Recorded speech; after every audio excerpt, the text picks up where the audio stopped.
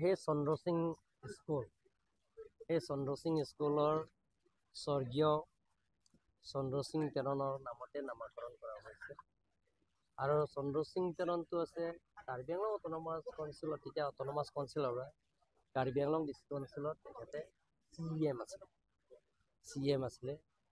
তেখেতৰ প্ৰতিমূৰ্তি আজি পৰিয়াৰে ইয়াত ষ্টেচু এটা বনাইছে আৰু সেই ষ্টেচুটো মই আজি উদ্বোধন কৰিবৰ কাৰণে আহিছোঁ আৰু গোটেইখিনি ফেমিলি ইয়াত লগ পাইছোঁ আৰু লগতে ইয়াত স্থানীয় জ্যেষ্ঠ নাগৰিকবিলাকক লগ পাইছোঁ। লগতে ইয়াত দল সংগঠনো আছে, কাৰ্বি লামিয়া তামাইৰ পৰা আৰম্ভ কৰি কাৰ্বি কালচাৰেল ছ'চাইটি আৰু বুদ্ধিজীৱী আৰু প্ৰাক্তন প্ৰধান শিক্ষক, লগতে প্ৰাক্তন শিক্ষকসকলৰ আৰু প্ৰাক্তন ছাত্ৰ দৰসিং ৰহাং ডাঙৰীয়া বৰ্তমান বিধায়ক, তেখেতে ইয়াত এক্স ষ্টুডেণ্ট আছিলে। তাৰপিছতে ডিব্ৰুগড় গভৰ্ণমেণ্ট কলেজৰ পৰা তেখেতে গ্ৰেজুৱেট গতিকে বহুত মানুহ ইয়াত লগ পাইছোঁ, ভাল লাগিছে। আৰু মই ঘোষণা কৰিছোঁ যে আজি এই শুভ দিনতে মই ঘোষণা কৰিছোঁ যে কাৰ্বি আংলং অট'নমাছ কাউন্সিলৰ পৰা কালি পৰহি এটা অৰ্ডাৰ হ'ব যে প্ৰত্যেক অফিচৰ কাৰ্যালয়তে আৰু লগতে আমাৰ ইউনিভাৰ্চিটি কলেজ যিমানখিনি আছে, কাৰ্বি আংলং স্কুল যিমানখিনি আছে, সেই গোটেইখিনি কাৰ্যালয় তাতে আমাৰ প্ৰথম ব্যক্তি আমাৰ কাৰ্বি আংলঙত কনচিল পোৱা United Mikir hills district council যেতিয়া পাইছে, তেতিয়া প্ৰথম CM হৰসিং তেৰাঙৰ তেখেতৰ ফটো থাকিব। লগতে যিটো আমাৰ জিলা লাগে আৰু আমাৰ কনচিল লাগে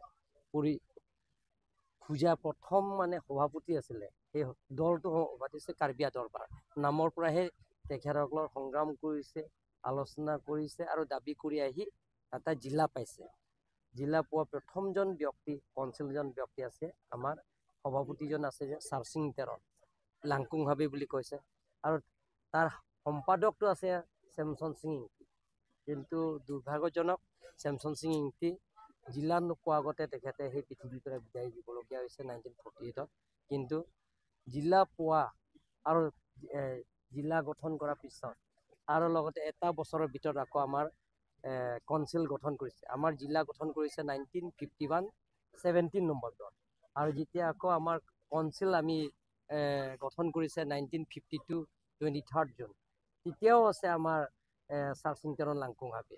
গতিকে সেই তিনিজন ফটো ইয়াতে প্ৰত্যেক কাৰ্যালয়ত লগোৱা হ'ব আৰু ইয়াত চন্দ্ৰ সিং তেৰণৰ যিটো স্ক'ৰ, যিমানখিনি অভাৱ অভিযোগবিলাকক আমি পূৰণ কৰিবৰ কাৰণে আমি ইয়াত প্ৰতিশ্ৰুতি দি আহিছোঁ আৰু এটা বছৰৰ ভিতৰত গোটেইখিনি কামবিলাক সম্পূৰ্ণ হ'ব।